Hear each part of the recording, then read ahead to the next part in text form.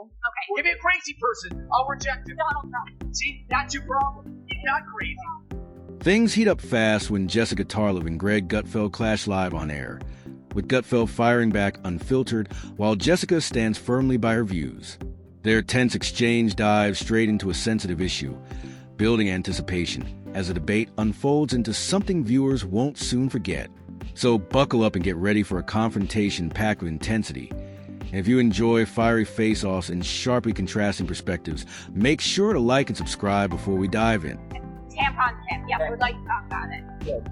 You know what? If you knew anything about the pink pack or how difficult it is for women when they have their period and they don't have access to tampons. It's not about women. It is about as many tampons as they want. I want free tampons. I want the choice of having menstrual products available in a boys' bathroom is for 4th to 12th graders. I think that if there is someone who identifies, if there is a biological female who identifies as male or who is that, you're laughing at the undoing of yourself. You're encouraging empathy, which we all admire. Go into an irrational world. Don't admire it. I need to say something about the National Guard. It's menstruating, Jessica. I'd like to go back and talk about something that would help the Democrat Party. They only listen. I'm going to pretend that I'm not talking to Jessica, but I'm talking to the whole Democratic Party. So liberals, in their very best sense, are the party of empathy and compassion.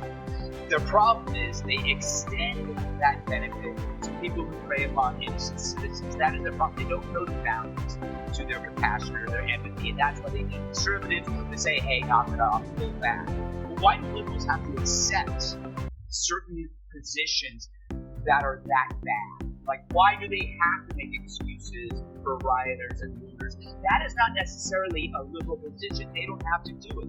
So if you think of other liberal positions, arguing for surgical transitions for children, banning school choice, funding foreign wars, bailing out valence. What if these aren't liberal positions? They're just awful ones. Then you could reject them. You don't have to sit here and defend tampons for boys. You could just say, you know what, there's nothing liberal about it. Jessica argues that placing tampons in male facilities is an essential step toward equality and supporting transgender individuals. But Greg Gutfeld's trademark sarcasm makes it clear he isn't convinced, questioning whether the logic behind such policies crosses into the absurd. Their discussion widens into a deeper conflict between compassion and practicality, with Greg insisting the issue isn't about tampons at all, but about how far society should go in entertaining beliefs he sees as extreme or unreasonable. You don't have to sit here and defend tampons for boys. You could just say, you know what, there's nothing liberal about that, right? Only nut jobs want kids to have nut jobs. It's not about being liberal or conservative. But the problem is the Democrats have allowed radicals to define what is liberal. So tampons for boys, suddenly, Jessica, you have to defend it. You shouldn't have to.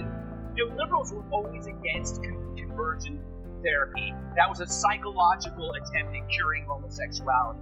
Now they're defending invasive surgical solutions to do the same thing.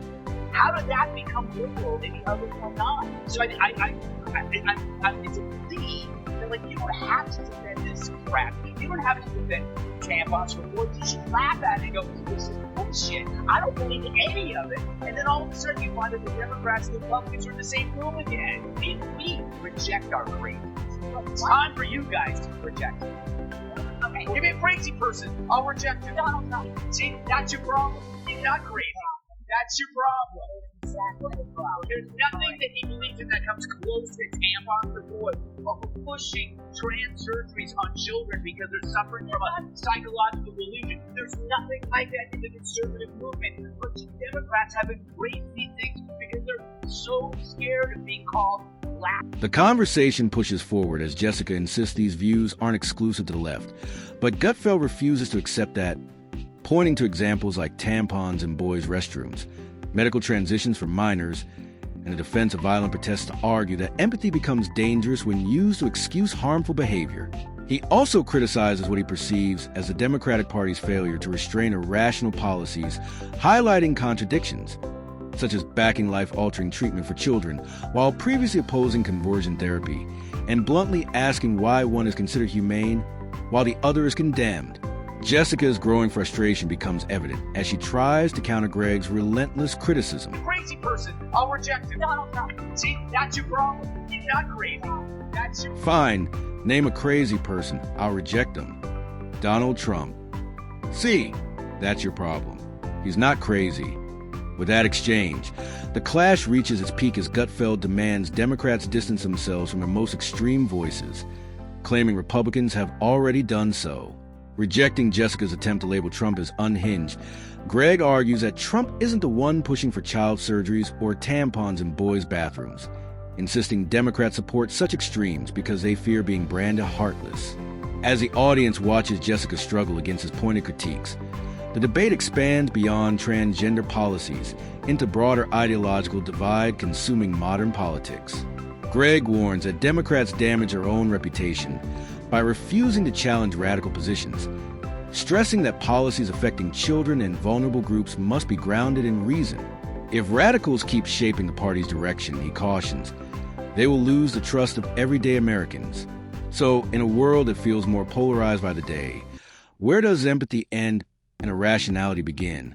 Can common ground still exist after such arguments? What do you think? Was the pushback justified, or did Jessica make a convincing case? Don't forget to like, subscribe, and share your thoughts in the comments.